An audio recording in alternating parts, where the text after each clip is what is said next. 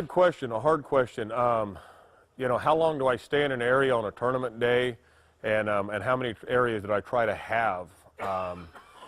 Tough question, and it's always going to vary a little bit.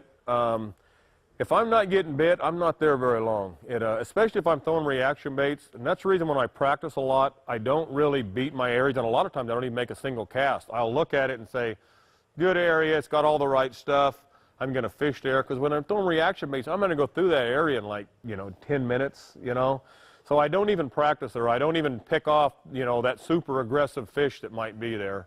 So I'm just not big on that. So how long would I stay there? If they're biting, I'm staying. If they're not biting, I'm leaving. And that sounded kind of bad, but but I mean, if they're biting, I mean, I'm gonna stay while they're biting. And if they're not, I'm not gonna waste a lot of time. As far as more areas, the more the better. My ideal tournament would be to have 7 or 8 quote spots or areas located where I could rotate them. And that's my ideal scenario. At Clear Lake, sometimes you might have better school of fish on this area or this area. So once I've got a certain amount, I might not hit this area, and I'm only concentrating on my big fish areas. There's always a little give and take, but that's a terrible problem to have when you got too many areas to fish. That just doesn't seem to happen. Once I go through an area with the reaction bait, do I turn around and throw a jig or a worm on it, and try to catch some of those quite not as aggressive fish? Yes and no. Most of the time, if I'm wound up on one of those reaction baits, it's so hard to slow down. When I'm burning them banks and I'm catching them, and it's so hard to slow down. But like running water, I'll tell you right now, when we start getting a lot of inflow and we got a lot of dirty water coming in the lake, them spotted bass got their nose, largemouth too, they're up there in it. And I pick off those aggressive ones with the spinnerbait. Always I throw in a spinnerbait. You can turn around with a jig and usually catch 50% of what you caught on that spinnerbait or more. Those kind of situations, yes. Lake Mead, U.S. Open 2009, I actually won the tournament, finally.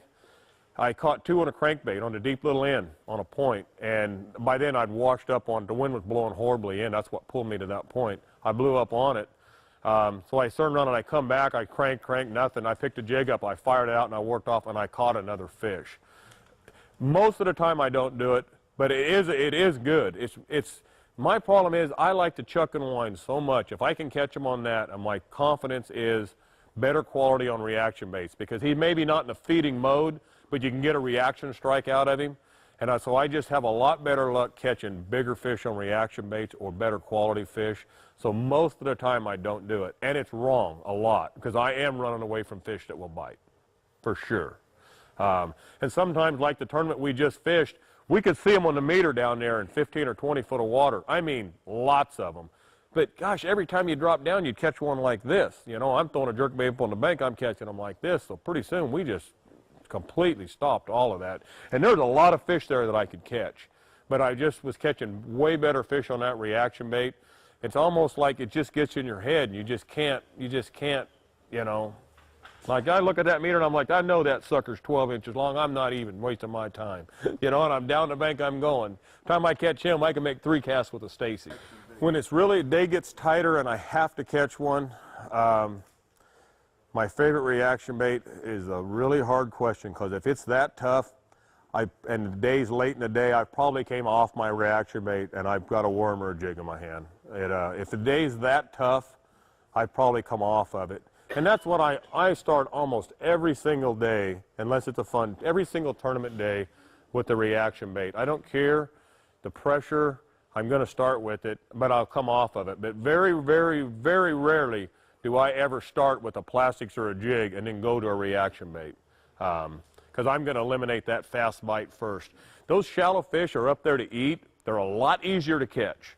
They're up there to feed. So I'm going to go down that bank and just cover water, and I'm going to pick off those aggressive moved up fish. I think they're better quality and they're a lot easier to catch, and I can cover water and catch more of them rather than fishing slow, for fewer bites, really. And I want them, and then when they're moved up there, they're there to eat, so they're easy to catch. What is your favorite reaction bait? My favorite reaction bait's a Stacy 90, bar none. The question is, I've got my day all laid out. I know what I'm going to do, and when it doesn't work, how long do I stick with it before I change? And then have to change again. First off, I got to say this where it sounds nice and not like an idiot, but I don't never have my day all planned out because you can't. I mean, what they bit yesterday, they may not bite today.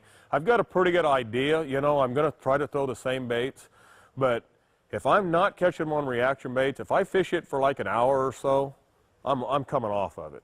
And I tell you, my go-to bait on those things, they always bite it. I mean, they always bite the bait I'm getting ready to say. I don't care what time of year, I don't care where I'm at, I don't care what. I can catch a fish on a Cinco any day of the year, any time. It's probably the dumbest bait. I think it's made a lot of tournament fishermen. But I mean, I got a guy right here that refused to throw a Cinco for the first couple of years, and I can remember this perfectly. You guys act like you just throw them in the water like this and the fish just eat them. I go, pretty much.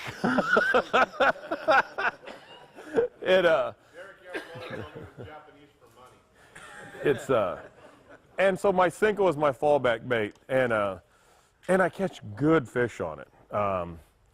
I don't always have a set amount of time that I try to lock in like that. I try to stay open-minded, and I'm going to tell you guys, I don't always catch them. I mean, I tell you, I got thumped up at Orville this last Saturday. Me and Richard fished together. I mean, gosh, we just took first and third in the tournament the Saturday before.